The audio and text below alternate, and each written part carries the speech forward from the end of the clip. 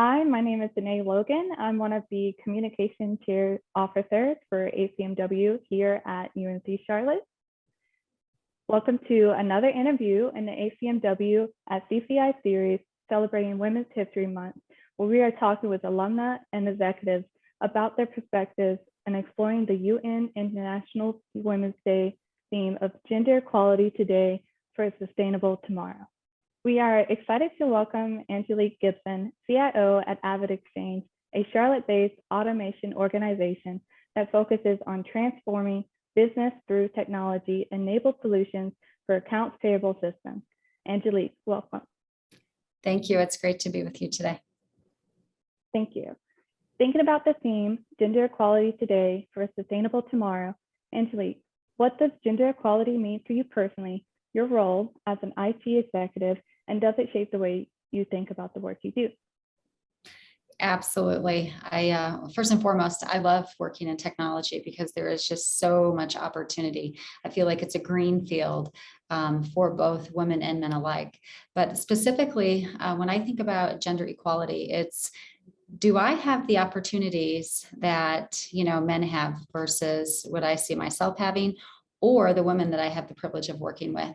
And when we say opportunities, what does that mean? It starts to be evidenced in, is my voice being heard when I'm sharing my thoughts and ideas and my perspectives? Does it register? Are my ideas adopted? And do those ideas help move the organization forward, whatever organization I'm a part of? And then specifically, when I think about who is sitting around the table with me and who is contributing ideas to help us move forward, is there diversity at the table? And do we have an imbalance? So I seek to actually have a balance of both women and men in a conversation so we can pool the best ideas possible. Thank you. Yeah, the balance is really important. Me and my classmates will be entering the workforce soon and considering all types of organizations.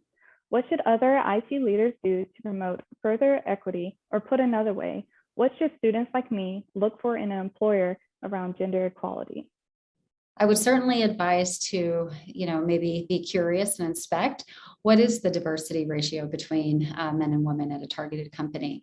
I know at AvidXchange, we are 44% female across the board, which is absolutely fantastic. So we're very intentionally moving the needle. Also, what sort of internal programs might exist? We have several meetup groups and committees where women can come together, share ideas, and seek, just support from other like-minded females to see how can we continue to move and grow inside the organization. And really inspect, even in your own thinking, do you have ceilings on yourself? Often we say that an organization will put a ceiling on a gender, but oftentimes I also find it's the mindset of an individual. So not only inspecting to see, through data, how is that organization moving the needle on gender equality, but also looking at yourself to make sure that you're not putting ceilings on yourself. Yeah, definitely. I know I look to see who is interviewing me a lot, and if women are going to be interviewing me for like internships or jobs, I like when they include that. Yeah, I'm being curious, like who would be the teammates that you would be working with? What does the team structure look like? Who are you going to be able to learn and grow from? Are there other people that you could be mentored from? So those are the characteristics that I would certainly be looking for.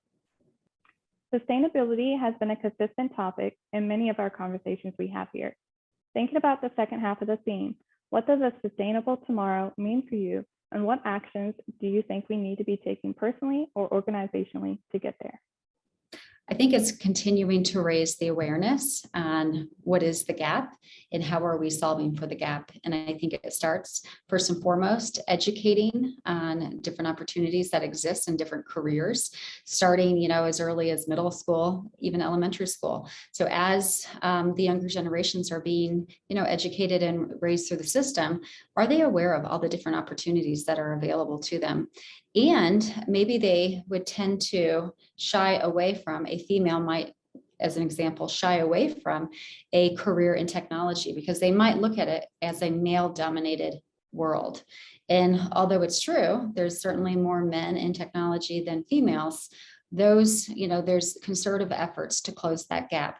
So how might we collectively as a gender and individually, how do we start to be a solution to that gap? So where do you see yourself in that gap, and how can you use your voice? How can you educate yourself, and how do you start to be a contributor to solutions to start to solve those gaps? I think it's absolutely critical that the community, so, education system first and foremost, all the way up through higher education, and then the community as a whole. So how do we partner as a business community to make sure that we understand what are the problems with gender equality that we need to solve for our individual community, because it is different from city to city across the nations and globally for that matter. And then how might we unite as a community to start to close those gaps together? But I do believe it begins with education and awareness as early as, K through 12 through higher education. Definitely. I agree. I went to middle school and high school, early 2000s, kind of mid 2000s, and we never had presentations about women in technology at my school. It was kind of like a totally different universe. And now I'm glad to be a part of like outreach projects to talk to middle school and high school age girls. I think it's really important. Definitely. Well, in technology, there's so much opportunity. There's such a demand for the talent, and there's such a gap with the supply of the talent.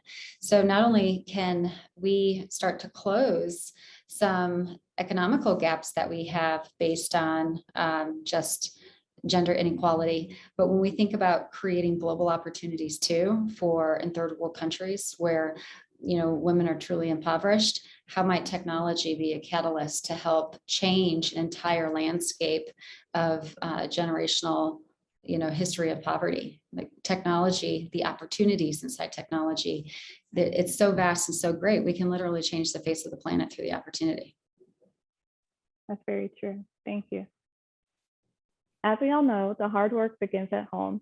How can the College of Computing and Informatics partner with the community, including your organization, to achieve gender equality for a sustainable tomorrow? I think that's a great question. And I think really just partnering with the local organizations in the community to understand what are the opportunities that exist today for students to come in and, obviously do internships or even do shadowing with our teammates, learn about the organization's current opportunities today, as well as what could be coming down the pipeline and out quarters where there could be additional opportunities for students to engage in.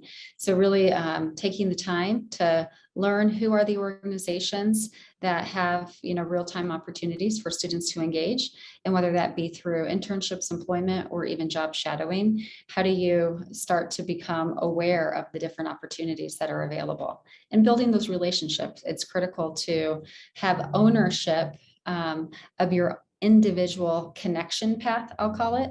So are you building network connections and building your community to help further the efforts of where you want to go? Definitely. Thank you so much. On behalf of ACM-W and CCI, thank you again, Angelic, for coming here and speaking with us today. Absolutely. It was my pleasure.